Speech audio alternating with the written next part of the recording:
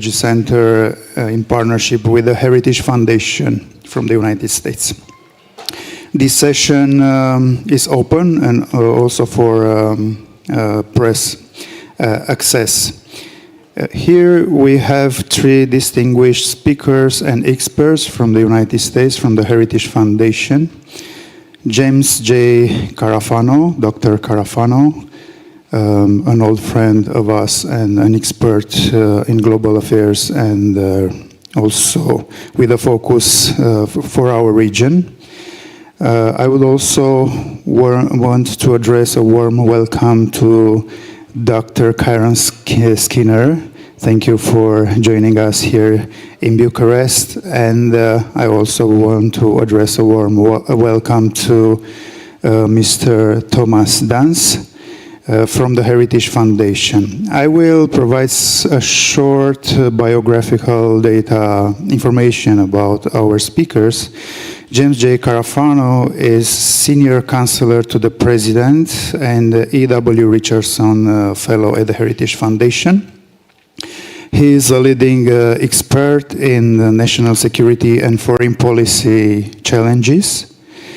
His recent research has focused on developing the national security required to secure the long-term interests of the United States, protecting the public, providing for economic growth, and preserving civil liberties. Mr. Carafano is a 25-year Army veteran and graduated from West Point. He holds a master's and doctorate from Georgetown University. Now, currently, Dr. Carafano directs Heritage's team of foreign and defense policy experts in 5 centers on the front lines of international affairs. I would also I am honored to present our distinguished lady here. Karen Skinner is a visiting fellow and presidential advisor at the Heritage Foundation. Her work at Heritage focuses on analyzing the impact of cutting-edge technology, including artificial intelligence, quantum science, and many other issues related to foreign policy and national security. I also want to point that she is the author or editor of 7 books, 2 of them which were New York Times bestsellers. And she also co-authored with Condoleezza Rice a book entitled The Strategy of Campaigning, Lessons from Ronald Reagan and Boris Yeltsin. She was appointed to the advisory board of the George W. Bush Oral History Project. She served as a foreign policy surrogate for the Bush-Cheney re-election campaign in 2004. She has a tremendous expertise. She was a member of the Trump transition team and served as a member of the Transitions Executive Committee. She was the head for policy planning in Trump administration. Dr. Skinner returned to Stanford University Hoover Institution. She is a lifetime director on the board of the Atlantic Council in Washington, D.C., and is a member of the Council on Foreign Relations in New York City and the Pacific Council on International Policy in Los Angeles. And our third speaker, Thomas Dans, is a visiting fellow in the Heritage Foundation's Douglas and Sarah Ellison Center for Foreign Policy Studies, focusing on Ukraine's post-war reconstruction. He's an expert on international finance and investment with 3 decades of successful experience in Eurasia and the Arctic. He has tremendous experience in the private sector, having led strategic investment companies and co-founded several successful ventures. And I would like to add that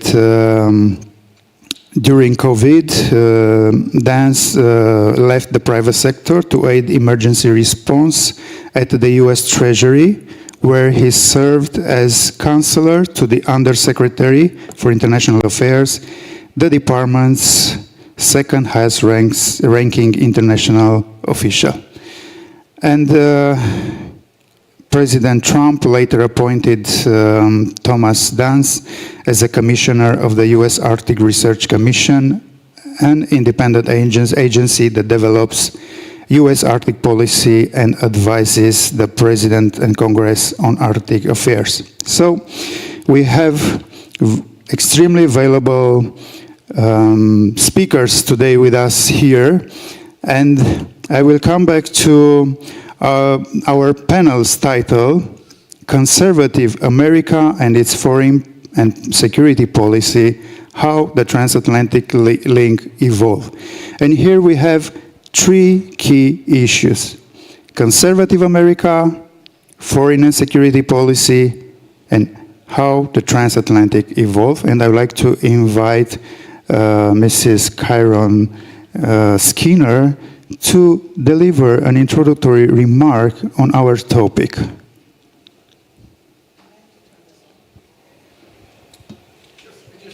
Oh, it works. That's great.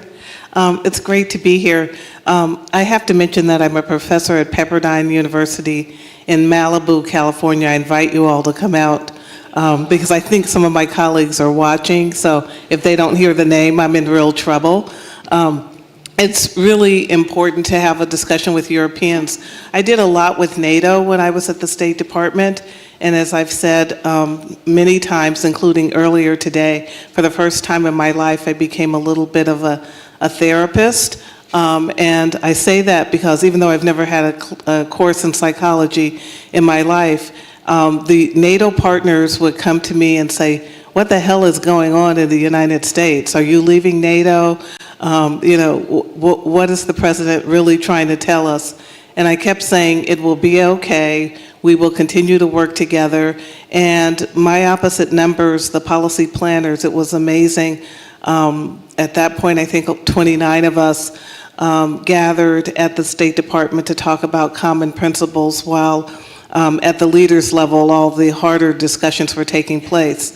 So I motivate my talk on that basis, that NATO is the vital relationship for the United States, and Europe still remains, the larger Europe, vital for U.S. interest. Furthermore, as you already know, the EU is one of the world's largest economies. Just on those three facts alone, I think we should expect a really strong relationship between the United States and the other side of the Atlantic when a conservative comes to power, in particular Donald Trump, who many of us believe is en route as we speak to returning to the Oval Office. But a conservative foreign policy will look different. And when you mentioned my bio, I hadn't thought about my Bush era years, but it's a very different time.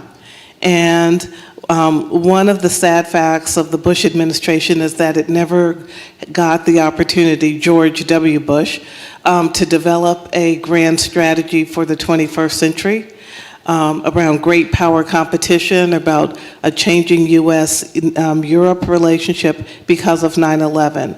So it was hijacked by history in that way and had to execute the global war on terror. The Obama administration tried to exit that war and removed U.S. troops out of Iraq, only to have to go back in with the ISIS campaign when ISIS came on. And then Trump was luckier in history with the success of the de-ISIS campaign and just a new set of forces in the world to begin the process of developing a grand strategy. The first major conservative one in the 21st century. So the years of Trump looked a little bit tumultuous because we were actually doing it a little bit on the fly. The president had talked about these issues during the campaign, but there weren't many people in the foreign policy community who really had believed in what he was trying to say.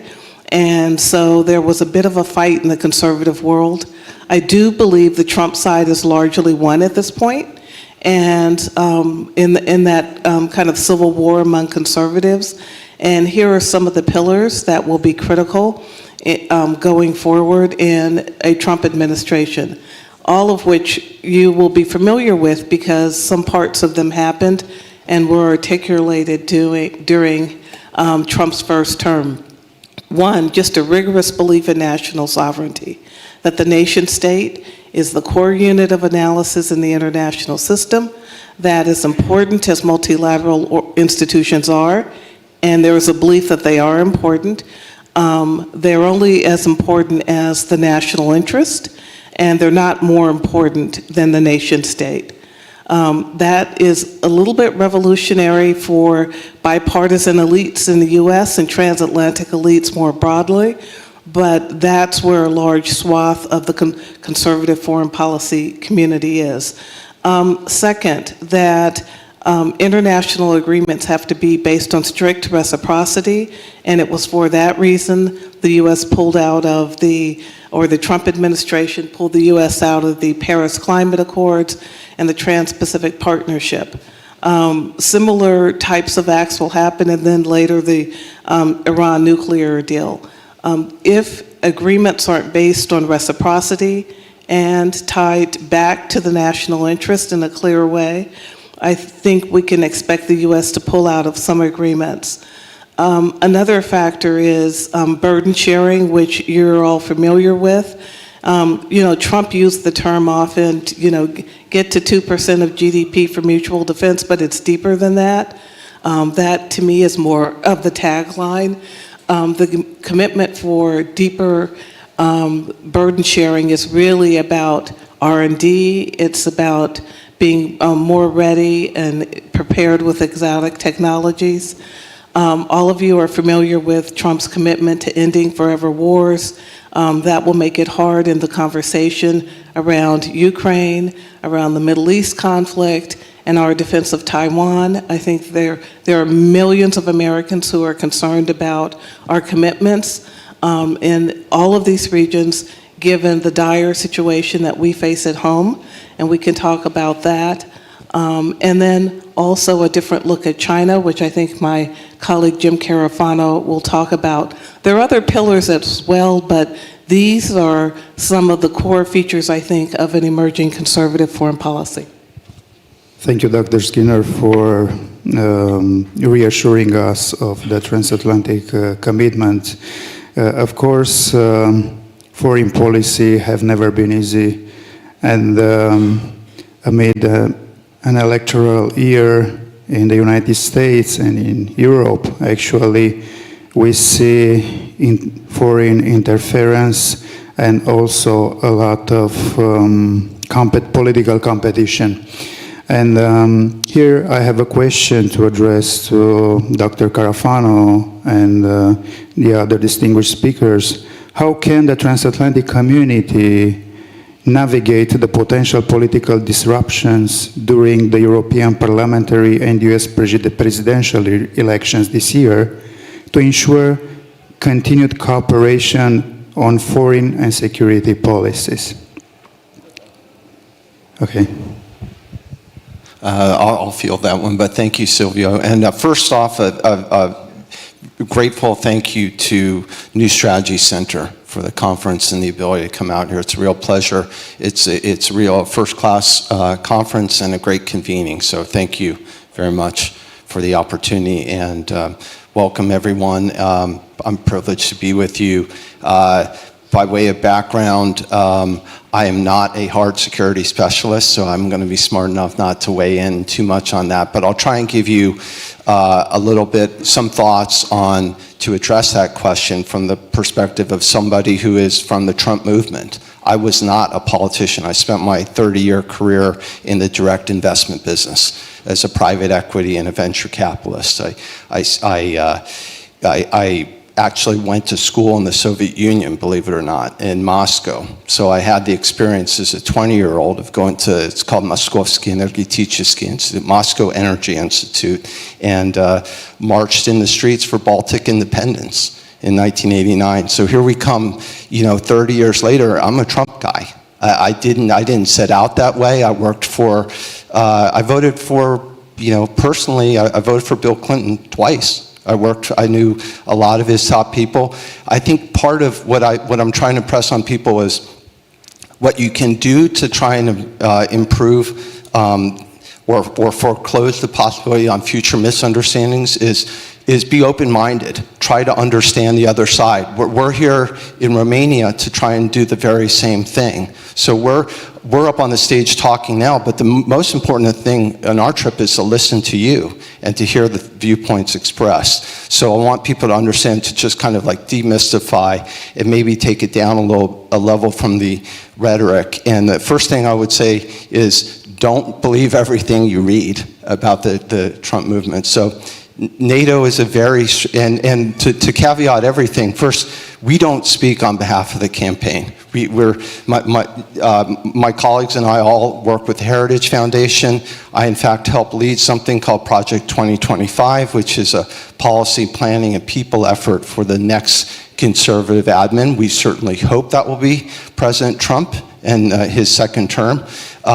But it is meant to provide ideas and executional ability that we can hit the ground running on January 20th, 2025, shortly after noon. So that's where we're coming from on things. What we see as an enduring relationship. This is an essential partnership. I think understanding, the best advice I can give at this point is two things. Don't believe everything you read. But also, if somebody tells you they think they know what's going to happen, don't believe them either. What we can say with ontological certitude, between now and the election, there'll be some series of events that none of us saw coming, right? So what can you do with that being the given is focus on your national priorities, your national interests. That's where we come from. As I think about, so I'm from Texas. I wasn't born there. I'm in something called the Davy Crockett Club. So if you know about our U.S. history in the Alamo, Davy Crockett was one of the defenders at the Alamo, which is a battle for Texas freedom initially. And he wasn't from Texas, but he got there as soon as he could. So we're all from different places, we're all from different walks, but we find a movement and we fight for it. So we're principled fighters and believers. So that's where we come from, but we're deals people. What we want to do is build prosperity and peace. So that may not be a popular thing, but I will go back to our Trump administration before. We started no new wars. We sought to end them. It doesn't mean that we collapse and we fall on our swords. No, we look for smart outcomes and we work towards that. But the ultimate thing is to build prosperity for our people, the American people. And we also look to find partners who share the same objectives for their people. So we always recognize that in another, their appreciation of sovereignty, their focus on their people. Texas, for instance, when I first went to Texas, it was a population of 18 million people 30 years ago. Today it's 30 million. Now by contrast, and I don't mean this please don't take offense, Romania, if you believe the stats, in 1994 when I first went was about 30 million too, official stats, right? Or I'm sorry, it's more like 25 million. Today, depending on how you're measuring it, about 17, The key thing is the realization from our side and your side, and I think broadly within Europe, is that's your most important resource. From our perspective is your people. Everything should be put in that context. So focus on what's good for your people. So what does that come down to? Like things that you can do constructively, energy. So what are our priorities in terms of what is going to decide the election in the US, right? The key things right now are our border security, our economy, what we could broadly call inflation, and then finally energy, which is kind of those are the three major issues that animate the electorate. Now there's some social stuff too, and that will come into play. It's not necessarily germane to our discussion here today, but Those are what's going to decide the outcome of our election. And they very well are going to decide the outcome of the European elections too. So the things that you can be doing are thinking and planning of how we can do things together that advance win-win scenarios for that. So that's one. Two is realize the dynamics will be different a little bit for President Trump in the hopeful scenario where we're back, literally, potentially, God willing, in office next year. It will be that he will be serving a second term, right? So from the very get-go, the focus will be on executing. Now, we don't know what new challenges will be faced at that point in time, but what it does mean is there's no time like today to be planning the big ideas, discussing them in formats like this, that they can be developed and worked into executable plans in the future, because there won't be a lot of luxury to sit around and brainstorm and whiteboard ideas here. So that's why forums like this are so crucial, because they bring people together. And remember, President Trump, what we want are big ideas. We want bold ideas. This is like small ideas only get small results. So keep that in mind. And I think it's helpful if people are coming to us with a recognition of kind of what our priorities are, but also be able to tell us what yours are and work for that intersection of them in terms of what you present. So recommendations are come see us, spend time in the US. If you have the luxury to come during the election season, please do. I mean, there's nothing more fun than a Trump rally. Best 5 hours of your life. Do it once, hey, Grateful Dead's been oversold. Come to a Trump rally. But come see us in DC too, at the Heritage Foundation. We'll sit down, we'll talk through the issues, we want to hear your ideas. We have regular exchanges with people coming around the world. So I hope that maybe addresses some kind of concrete thoughts, and I'll throw it back to Sylvia. Thank you. I would like to address to Dr. Carafano actually a question. In March, you wrote a piece in GIS Reports entitled "The U.S. Perspective on Black Sea Security." There you stressed that presidential elections in November won't dramatically shift the U.S. posture. There are a lot of concerns and speculations around this subject. And my question is, what are the potential scenarios for the upcoming U.S. elections and their impact on the foreign policy? Great. So I want to say, I have three things to say, but I always hate saying that, because one time I was given a speech and it was on just war theory, and I said there are three essential elements of just war theory, and I said the first, and I said the second, and then for the life of me, I couldn't remember the third. So when you say I have three things to say, it's always a little dangerous. So now I have to actually say three things, whether I can remember what they were or not. But I did want to just very quickly emphasize something that Tom said, which is really, really important. The impact of China and Russia and misinformation and disinformation on the US election is zero. And the reason for that is this is absolutely 250,000% a domestic election in the United States. This is not an election on Ukraine. It's not even an election on China or Russia or Iran or Europe or anything else. This is a domestic election. And unless the Chinese can bring down the price of oil or lower inflation or secure our border or change gender policies, there is nothing that the Russians and Chinese can, and no amount of money that they can spend. We've just had some really interesting elections in the US, including one where one potential senator candidate spent so much money that literally I could have retired and lived to be 150 and still be flush in cash, and he got crushed. So this is a domestic election, and if Trump is elected, he will be elected because of the things Tom just mentioned: inflation, immigration, border security, the economy, the price of energy. And like all politicians, if you get elected, the first thing you do is you focus like a laser on the things that you got elected for.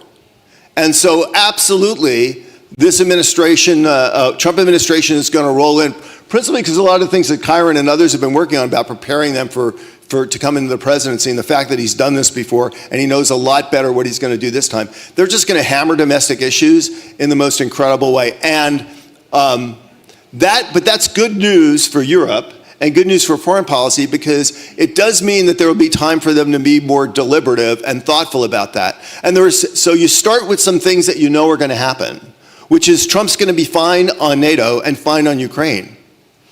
Any of you guys know Donald Trump, he does exactly what he says, what he intends to do. If Trump wanted to leave NATO, he would have not have been one of the first world leaders to endorse Finland and Sweden joining NATO. If he wanted to leave NATO, he'd have done it in the first term. Nobody could have stopped him. And he's not going to abandon Ukraine. And the reason why we know this is there's $60 billion in a checking account for money for Ukraine, and that's largely because of Donald Trump. If Donald Trump didn't want that bill to pass, it would not have passed. It was actually President Biden who was willing to put aid to Ukraine on risk, throw Ukraine under the bus and throw Israel under the bus, because he refused to change border policy.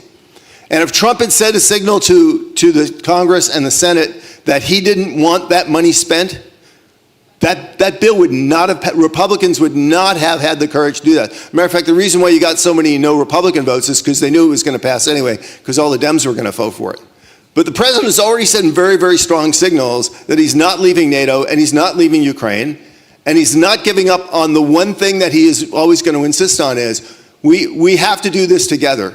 Europeans have to step up and invest and care about as much in Europe as the United States does. So, to your point is, where are the real opportunities in this? And the reason why I focused on the Black Sea was President Trump was very enamored with the 3 Seas initiative, for the simple reason was this wasn't the old way of doing business. This was not just the United States giving Europe something. This was Europeans saying, we're going to do this. We want you to partner in this. It's good for us and it's good for you.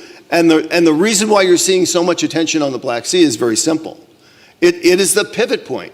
A free and open Black Sea connects the 3 Sea initiatives, not just to the Mediterranean, but it's the link to the Middle Corridor. It brings in Central Asian and Caucasus energy and resources. It connects to into the Mediterranean. Then it connects to the projects of broadening, building out connectivity in the Middle East, to linking South Korea and Japan and Taiwan and India through the Middle East to the West. So these are the kind of projects I think the president's going to be really interested in, because there's something in it for us and there's something in it for you guys.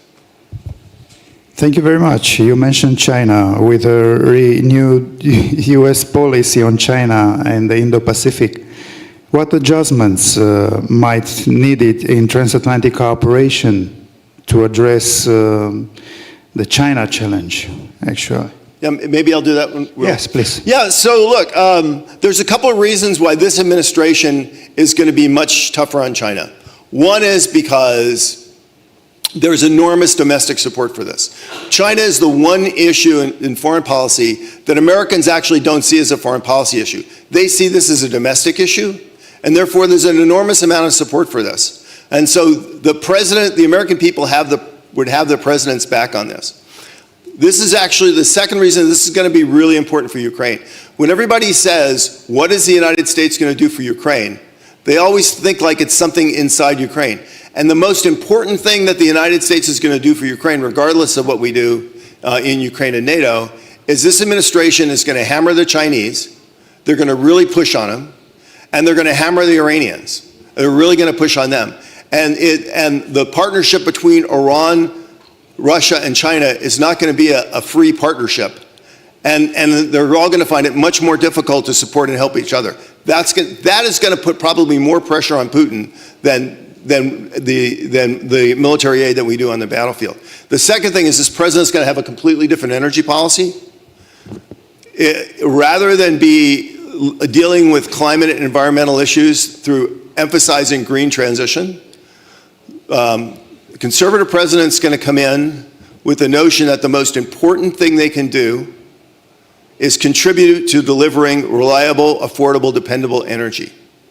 That increasing prosperity combating energy security and combating energy poverty are the greatest contributions we make, because then it puts the nations in the best condition possible for them to mitigate climate issues and other environmental issues. So they're going to put as much gas and oil on the market as they possibly can. They're going to really encourage other energy projects of all kinds that deliver more energy to the market at affordable, dependable prices. And that's also going to enable them to work much, much harder at restricting the outflows of oil and gas from Russia and Iran and Venezuela and countries like that. That's going to put enormous pressure on the Russians. And the last thing is, the reason why the Americans are going to get much more aggressive, particularly with their European partners, is because I think the strategic consensus in America is that we've already hit peak China. Now, they can afford to continue to invest in their military capacity and capability. We saw that with North Korea. Any authoritarian regime can move money into military spending until they're spending on nothing but. China can do that. The United States has the capacity to match and offset that because it has the alliance structure in the Pacific and in Europe to handle both Russia and China, if we just do what we're supposed to do. The Chinese have huge unemployment problems. They're going to have serious economic growth problems. If you start to crack down on the intellectual property theft and the espionage and everything else, a lot of pressure. And I think the Chinese global brand is down. So part of the reason why the United States is going to take it to China is because China is primed to be put in its place. And so I just think that this is very aggressive. And what it means for the transatlantic community is, for many small European nations, do they really make a difference on how much they do with China? And I think the answer to that is, well, probably not. But what's going to happen, not just in Europe, but in Africa and in Latin America and also in parts of Asia, is as China's economy contracts, and as they lose the capacity to just write checks, I mean, they can still bribe people, but as their sense of their growing power and influence wanes, the Chinese are going to put their finger more heavily on the places that they really do have access and influence. So if you're the last European nation, which is, hey, I'm welcome and open to China, you are going to get all the attention and all the pressure from the Chinese, and that is going to be a very uncomfortable position. And I think one is the United States doesn't want to see its allies squeezed between a rock and a hard space. And the other thing is, you don't really want to have allies that are open and vulnerable to the Chinese. And so I think the US message is, it's time to take the tough medicine. It's time to give up on the notion of, we can work with the Chinese. And to be honest, we're coming to the day where if the United States comes to you and your answer is, hey, we will have a strategic relationship with the United States, but we're going to have a robust economic relationship with China, then they're going to look at you and say one of two things. You're stupid, or you're being paid by the Chinese. So I think the days of having a free and open, easy relationship with Chinese and being an ally of the United States, I think they're coming to an end. Okay, thank you. During the first Trump administration, we saw many ups and downs in the transatlantic relation and a lot of passion in the official discourse. How might NATO's role evolve under conservative US administration, and what adjustments could be made to strengthen the cohesion of the alliance? What is the conservative view on the transatlantic relation? So we've so far given a somewhat rosy picture of transatlantic relations and the future of NATO and and the Ukraine war. But there are some other dimensions that I think are important. There really isn't going to be, in my view, an appetite in the Trump administration for continuing to write checks for Ukraine. He's talked about a negotiated outcome as soon as possible, and I think that will be a large part of what happens early. in the administration, and many of the foreign policy advisors now who will most likely emerge have that view. So that's going to be a hard conversation for the U.S. and for our European partners. So I think we can't paint too rosy of a picture, because I just don't think Americans, even those who aren't particularly in love with Donald Trump, want a long war in Europe. So that kind of is something that I think we really have to kind of get real about. And just to kind of tie your previous question and this one together, I think for the Europeans, the best thing that you can do now is kind of enjoy the ride of our election and do the things that you really need to do to get ready for the future. And it's really not about who becomes president or the party, I think. We have a new grand strategy emerging in the United States. And no matter who's in power, and we've seen this with Biden, elements of the America First approach are now kind of baked into how we think about problems. So given that there will be bigger and harder discussions about burden sharing, there's some really robust economies in Europe that aren't doing the work that they could do.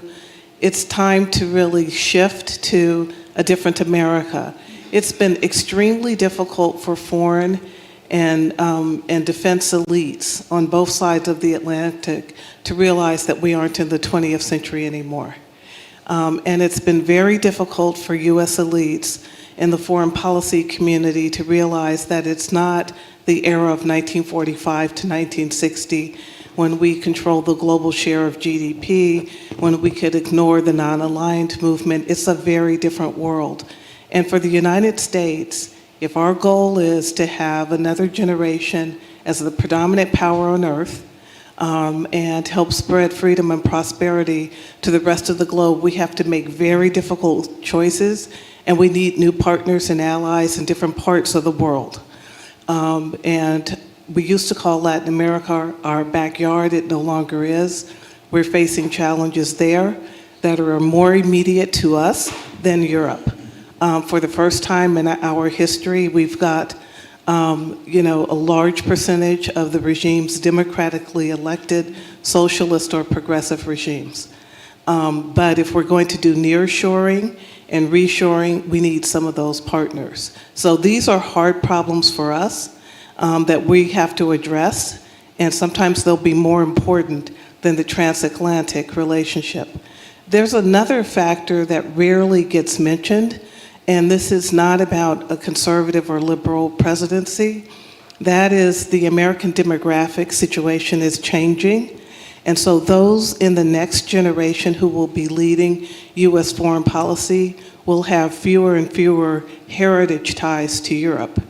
So you have to make an even bigger case for your interests, given that many will have heritage ties to other continents. My sense is Europeans aren't ready for it, but it's coming faster than you think. And I know I'm part of it. I'm helping to make that happen. Our foreign policy is going to be led by people who look like America. How do we keep Europe at the top of our agenda in that particular mix? So these two guys are not going to be part of it? Is that? No, I want to add, the great frustration which Kyron enunciated really so well is Americans are fed up, but I think is largely interpreted that, well, we just want to pick up our bags and go home. And I don't think that's what's going to happen, in large part because that's not what President Trump wants to do. And I think what Trump wants to deliver, which is what Americans would accept and want, which address the issues that Karen pointed out there, is the great frustration, I think, now with many conservatives on Ukraine and actually with Latin America policy and a couple others is, what's the plan? I mean, what's the freaking plan, dude? And it's not, give me a date when this is going to be over, because remember Obama famously said we're leaving Iraq in 2011, and the Ayatollah said, oh great, I now have the date on the calendar, thank you, that's very helpful. But What's the plan? How are you going to deal with this? And this is where I think the European input is really, really important. It's don't come to the Republicans and say, let me tell you why Ukraine's so important. They're not stupid. They get that. They also get that they have to deal with all the issues that Kyron just mentioned. The question they're going to have is, what are we going to do about it? And so if we don't sit down together and come up with a real freaking practical answer, then I don't have an answer to the American people. I can't go back to the American people and just say, we're going to spend as long as it takes, or we're just going to pull the plug and leave like we did in Afghanistan.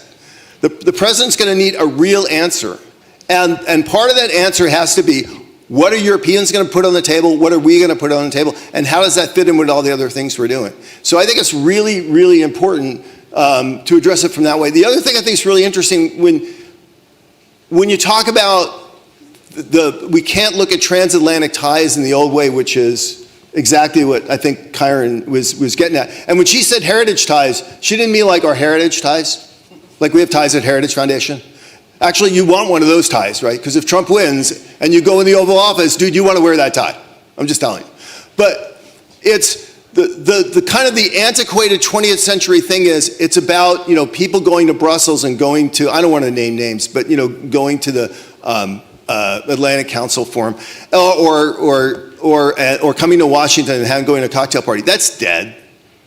But it doesn't mean that the interconnectivity is dead. Actually, what we are finding, as much as we run around Europe, is American conservatives actually have more in common with many Europeans than we do with the people living in California.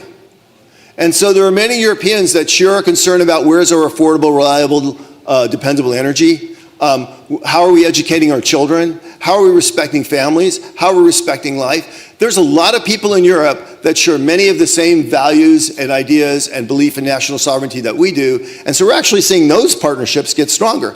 There are many people in Latin America, which is a huge issue for us. I mean, our Latin America policy, and Latin America is such an open door for the United States, it is such a vulnerability. It is almost, instead of, if Israel on October 8th, instead of fighting a war, had put in a fast lane from Gaza into Israel. I mean, that's almost what we've done in Latin America. But there are many people in Latin America that do share our view. We've got a great government in Argentina. We're probably going to have a conservative government in Chile. We've got an extremely strong conservative government in Paraguay. Uruguay is fine. There are actually a lot of conservatives in Brazil, and they want what we want. And as you know, many of them also have historic connections to Europe. And so we're seeing a lot of strong connectivity. And actually, Kyron's been a leader on this. We went in Miami, and it's like we were at the middle point, right? So you had the people from Latin America, conservatives from America, and conservatives from Europe, all meeting there, really sharing so much in common. So I actually think the global conservative bonds are actually getting stronger, and are actually going to be a real strong transatlantic relationship. And I actually think the transatlantic relationship is going to get stronger, but because we're going to abandon all the things that Kyron talked about, and we're going to focus on people who believe in the same things, working for the same ends, realizing that's that supporting of each other. Okay. What are the conservative team's expectations on European allies? Because you mentioned the relation with Europe. And what are the expectations on the framework of the conservative view on the European behavior, or European Union's members' behavior and commitments? How can we improve the relation, the relation between European members and the United States?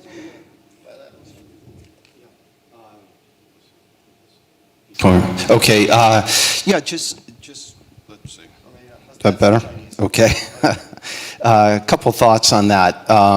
First, in terms of approach, we like direct exchanges. We like bilateral. It's not that we don't emphasize multilateral institutions, but a lot of this comes back to America's interests have kind of gotten lost a little bit in some of these more global institutions. So we are fundamentally about direct exchanges with partners. So that's one way to think about things. A couple examples. And we're open to new partners too. So we're open to new ideas and taking chances. I think I talked about like investment and the key of how that kind of builds relationships that build security over time. Example of this. So I think, I was in Uzbekistan a couple weeks ago. One thing you drive around there's not a lot of U.S. investment in Uzbekistan, to be honest with you. But what they do have is if you drive around at 7 o'clock on a Saturday night, you'll see English schools that are brand new, that are full of people, full of kids in their 20s learning English, paying for it out of their own pocket. Now, these people have realized that English is a soft power, is a tie of their future. They're concerned, they're wedged in a difficult neighborhood. They don't border China or Russia, but this is a country that supported, that without hesitation after 9/11. I was in New York City on 9/11. The planes went over my head. I was at ground zero 2 days later. I was in Afghanistan 2 months later. Not with the military or anything, but because we owned a dairy business in Almaty, Kazakhstan. We were the biggest dairy producer, and they were throwing peanut butter packets out of C-130s. I go, that's nice if somebody doesn't get killed.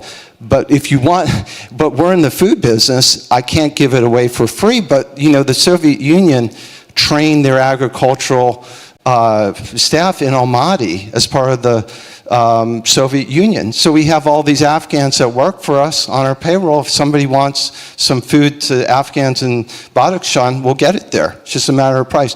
Go around DC. That's very tough to break into if you're not in the world. But they said, figure out how you can be part of the solution, not the immediate relief effort. So we stood up the first school milk program in Afghanistan in 2002 with the Aga Khan Foundation. We ended up supplying about 55,000 milk rations a day in 130 schools in Badakhshan and in Gorno-Badakhshan in Tajikistan. I say that not to necessarily pat ourselves on the back, but that was the genesis of a long-standing relationship with Kazakhstan.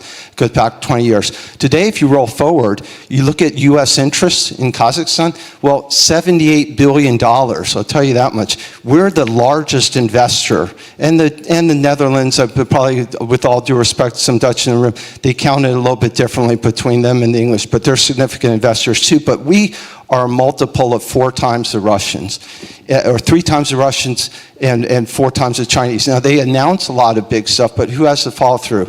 The U.S., these are our energy investments in Kazakhstan are some of our largest anywhere in the world for our kind of 2 quasi-Paris, state champions, Exxon and Chevron, right?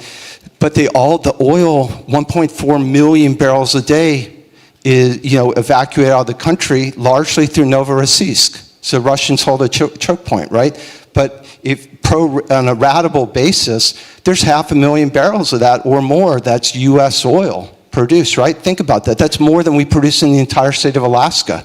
So what we're looking at, that's a partner to us. Kazakhstan's a serious partner. And you can say, well, they share the longest land border with Russia, right? This is almost, I'm going to get the distance wrong, but I think it's 4,800 kilometers or something like that. It's enormous, right? These are huge territories. You can't even appreciate until you begin to travel there. But I say that because, we think Romania is the same. This is a key partner for the U.S. and one that I think in a Trump administration you're going to see a lot of focus on, how we can really elevate this in a lot of different ways that people don't see. Number one is energy. Look, Deep Neptune, that's a fantastic opportunity for y'all. And our fervent hope is that Romania gets it together and produces that, because you should be the number 1 producer and supplier of energy to Europe.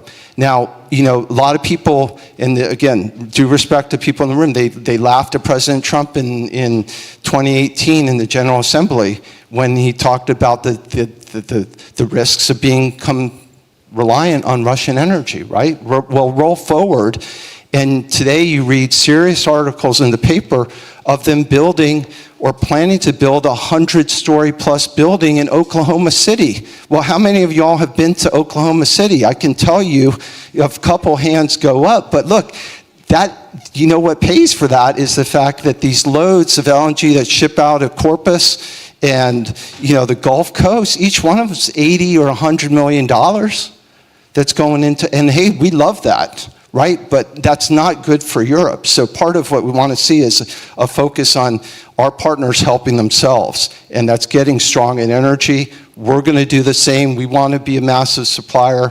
That drives a lot of good things for us. It's going to make the whole alliance stronger. Yeah, I think another good example would be how the United States approach to the European Union. I mean, the U.S. conservative administration is not going to be anti-EU. But what they are going to want to do is they're going to want to talk to their like-minded friends in Europe, and they're going to want to listen to what they have to say and American interests, and they want to take that to the EU. So the current kind of U.S. approach of we go to Brussels, we go to Paris, we go to Berlin, and then we're done, and then we fly home and say, you guys talk to everybody else, that's over. I mean, I think a conservative administration is going to start with talking to their bilateral like-minded partners and then taking that to the multinational and international level. What's exciting, I think that Tom just mentioned, is getting like-minded partners to talk together. And there are lots of new areas for the United States and lots of re-engagement areas in the United States where I think a conservative administration is going to be having really unprecedented conversations. So there's going to be a lot more Americans in Central Asia and in the Caucasus. And as you know, you guys and Turkey, for example, have lots of great relationships. So there's a lot of mixed conversations there. There's going to be a lot more U.S. and Latin America, and there are a lot of European countries that are doing business in Latin America. That's another opportunity for more conversations. The U.S. is going to have to get serious about Africa. I mean, and it doesn't matter that none of us care about Africa, except for terrorists and throwing foreign aid at them. But the reality is there's going to add something like, 500 million people? It's going to be the fastest growing, youngest population in the world. It's going to affect everything on the globe. And if we don't try to engage and help like-minded partners in Africa shape that, we'll be engaging with the consequences of that. And the reality is as Kyron mentioned, the U.S. has got a lot of dishes spinning in the air, right? We've got a major confrontation in Asia. We have our obligations here in the transatlantic. We have a dumpster fire in the Middle East. We've got a complete disaster in our own backyard, which Kyron, by the way, has a plan to fix, so don't worry about that. But we just can't do nothing in Africa. So the reality is the only way we are going to be better partners for people in Africa that actually want a better Africa is we're going to have to work with like-minded European countries and countries in the Middle East that share that vision, and South Korea and Japan and Taiwan and India who all want better outcomes there. We're going to have to start to work at least pulling in the same direction on that as well. So I would say this is, my number one thing is send the best ambassador that you possibly have on the planet Earth to the United States, because they're going to be able to go to the White House. They're going to be able to talk to people, and they damn sure better walk in and put stuff on the table. So when it comes to the Black Sea, the conservative view is related to economic development and connectivity. This is an important issue. Yeah, and so my friend Kash Arha, who's running around here and wrote a really good article on this, and he's speaking at a later panel, and he's trying to make the point is the 3 Cs is not only really important economically, because again, Europe's our biggest trading partner. We want a European economy that's taking off, so it's a better partner for us. The future economic growth of Europe, we really think is going to be when you have that economic connectivity between North, South, and Central Asia, and you're connecting just not over 100 million people, you're connecting all the potential economic growth from there. That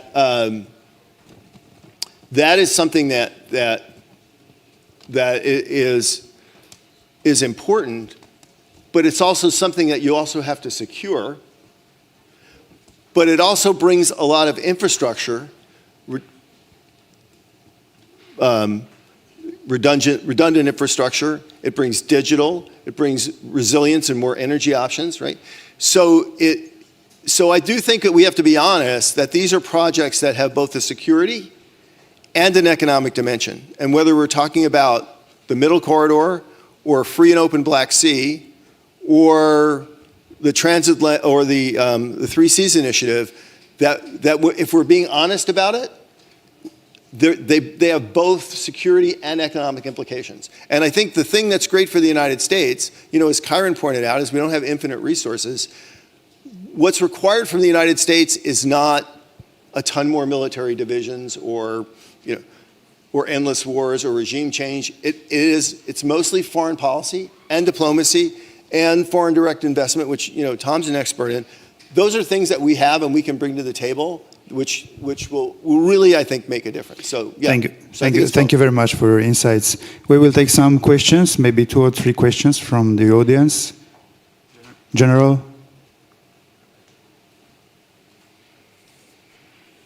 Thank you very much.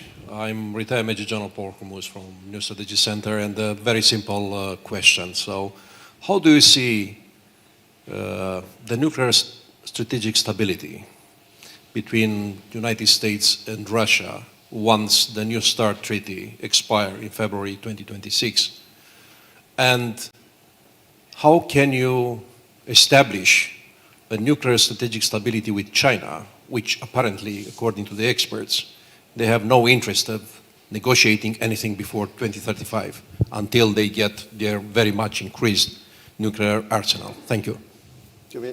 So, look, conservatives are in the camp that you achieve strategic stability and then you do arms control stuff, not the other way around, that arms control things don't achieve. So here's I think the amazing thing, and I would never say this, so don't ever repeat it, because Republicans and Democrats agree on nothing and we hate each other. And shockingly, the greatest advances in bipartisanship in the United States in the last 6 years have been on strategic systems. So a Democrat doesn't come to the presidency anymore and talk about the road to zero or talk about eliminating the triad. We have commitments from both sides in nuclear modernization and expansion of the strategic system.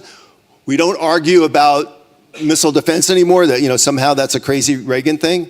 So there is enormous bipartisanship on investments on the strategic front, and it's driven by China. It's driven by the realization that China is going to be an equal nuclear power with the United States and Russia, and we have to match that and overmatch that, and we have to have an offense-defense mix. And we not only have to have an offense-defense mix, we have to have an offense-defense mix that makes the extended deterrence reliable. And so I think the United States is going to deliver its part. We're going to deliver strategic stability by putting a nuclear deterrent on the table that the Russians and the Chinese take seriously. And here's the other thing, and I think the Ukraine war proves this, which is, the old day thinking was the linkage between strategic deterrence and conventional deterrence was theater nuclear weapons. I don't think that's true. I think what we learned in Ukraine is if you cannot win a conventional war, you don't start a nuclear one. So the linkage between conventional deterrence and strategic deterrence is conventional forces. If you demonstrate you can fight and not lose a conventional war, nobody's going to the next level. So that's why the burden sharing and having an adequate conventional deterrence in Europe is so important, and why it largely has to come from the Europeans, and also why we have to invest a ton more in achieving that status in Taiwan. And I just want to put one thing on the table. When people talk about a pivot to Asia, it's a ballet. This is a joke, right? Everybody gets the joke. The notion that somehow the United States can pivot to Asia is a joke, unless you can't do math.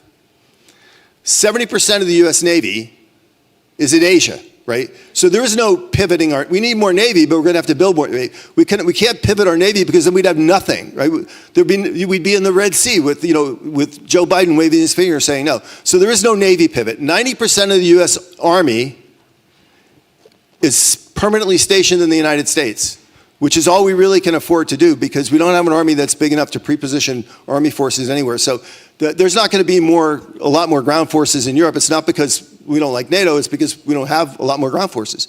Our Air Force, it doesn't matter where our Air Force deploys because we're a because our Air Force deploys globally. So it's good to have it actually dispersed around the world. And our Space Force is in space, so we really can't move it very far. So when it comes militarily, from the US, you're going to get what you get. The two things that are change is, to your point, is we will continue to invest in the strategic system, particularly in submarines and other areas, and putting the bomber on the table. And we're going to work to shore up the areas that are weakest. And that is really our arsenals, right? And our deep attack and other capabilities, which are going to deter the Russians, where we're going to look to partner with Europe and in Asia, and build up the military industrial base. So that's, I think, really going to be the priority. But it's a really, really perceptive question. Thank you. Actually, we are out of time, but do you agree to have one or two more questions? Sure. Here in the front, yes, please. Thank you. Andrei Larion, Center for Security Policy, Washington. May I have a very practical question for you, Kyron? One of the most favorite ideas of Donald Trump that he was talking about for the last maybe 8 years, even maybe more, is equalization of contribution to common security of the United States and European partners. So right now, US is spending on military 3.7% of GDP. Europeans, on average, as we all know, less. Some countries like Poland or Britain has comparable level.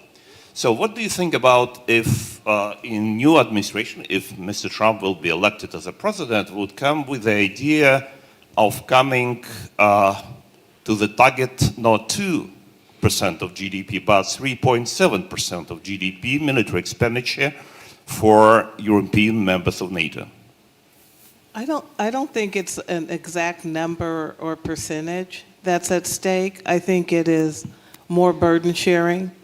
It's just apart from Donald Trump, now that this is on the table, many Americans in those so-called flyover states that people don't take seriously have limited respect for the population because they're not elites. They're just not excited about carrying any other part of the world because we can barely take care of ourselves.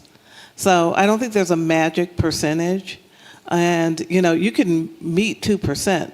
Greece was meeting 2% and during the 2016 and 2017 campaign, but it looked like it was toward military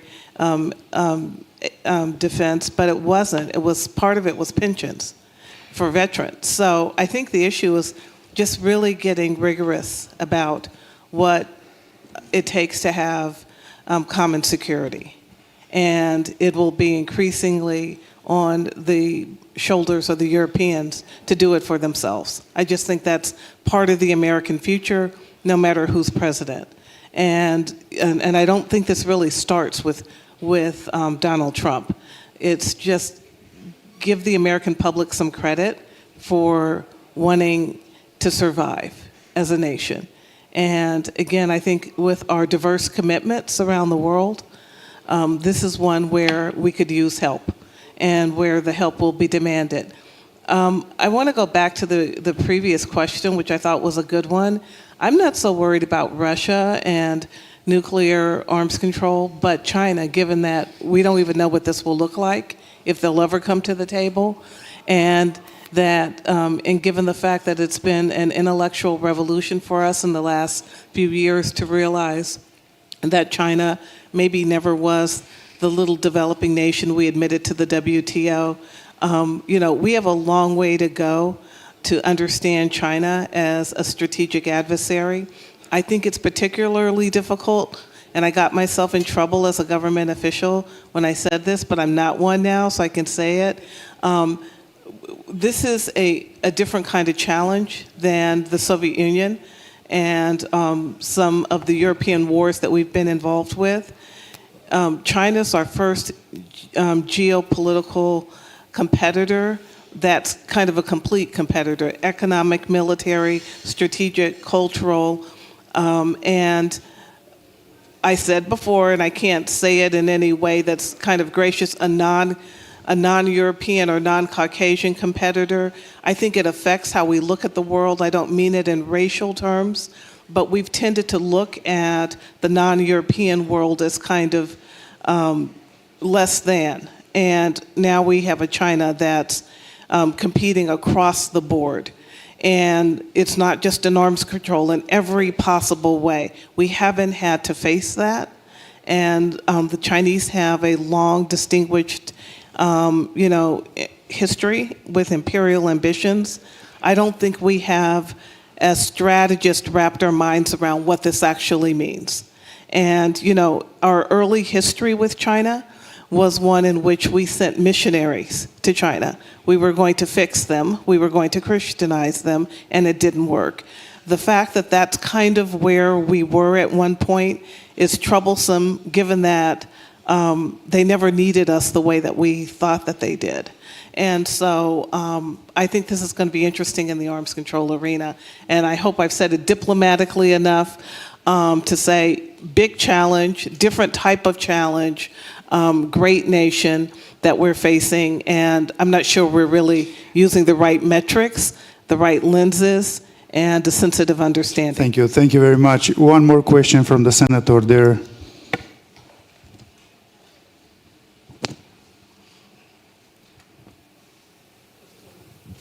Thank you.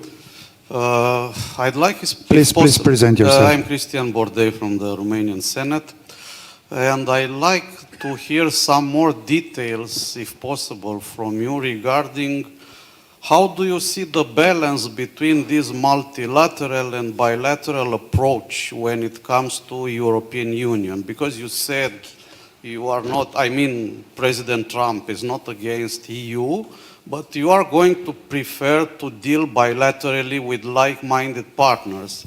But the issue is the same thing is saying President Putin, and also China is looking for the same approach, meaning trying to ignore EU as a bloc and trying to deal bilaterally with EU members and to weaken the EU in this. This is what they want. And to be very specific, for example, we have Viktor Orban in Hungary, about which Mr. Trump declared that he is the greatest leader in Europe, and all other European leaders are actually against him because they are jealous. But the same Viktor Orban is positioning himself as the best China friend in Europe, and President Xi, when he was in Europe recently, he visited France, Hungary, and Serbia. So I'm a little bit puzzled. Can you please explain? Let me just jump, because thank you for that question, and let me clarify. So the difference between the United States and China and Russia is, I agree with you, the Chinese sense 17+1 was always to divide Europeans and divide and conquer and work with them individually. That's not the U.S. approach. The U.S. recognizes that there is a treaty and that there are EU competencies that can only be dealt with through the EU. But that doesn't mean that we don't have the right and privilege to talk to our friends and allies and ask every one of our friends the question, what's best for you and what's best for us? And to have that shape our position that we take to Brussels. I think that's very different from what the Biden team is doing, and I think it's completely different from what the Russians and Chinese are doing. And the only thing I will say is, this doesn't mean that a European power comes to the United States and says, this is what I want, and we say, oh, okay, fine, we'll go talk about that in Brussels. What I said is we will listen to what you want and listen to what we think we need and find that point together, and that forms the basis of our opinion. So I will say again, very clearly, we think any country in Europe that thinks they can have an open and free and unambiguous relationship with China that doesn't protect their vital interest, doesn't protect their civil society and their government from being infiltrated and bribed by the Chinese, that they can do that and have a free lunch and be a strong partner of the United States. Yeah, if I could just add to that, I hope we aren't conveying that a Trump administration or a conservative one wants just bilateral agreements with European partners and ignore all the existing structures. I don't think that that's true. But one thing I would emphasize, this idea of new and innovative regional partnerships, no one's creating a new NATO with an office building and a bureaucracy. But if you look at the success of the Indo-Pacific Quad, I think that's what we'd like to see more of with European partners. The ability to have something of a formal but somewhat informal arrangement that surges together on particular issues at particular times. That's why I think the administration was attracted to the 3Cs initiative. Just the kind of groupings that happen that include some EU and NATO countries, but do specific things where the U.S. can kind of really understand its national interest are the wave of the future. And, you know, Donald Rumsfeld, bless his soul, is having his day when he talked about the new Europe being Central Europe. I think you'll find in a Trump administration, Central and Eastern Europe are going to be key partners because of values, of interests, this idea of, you know, not just Orban, I know that Trump has said that, but other partners as well.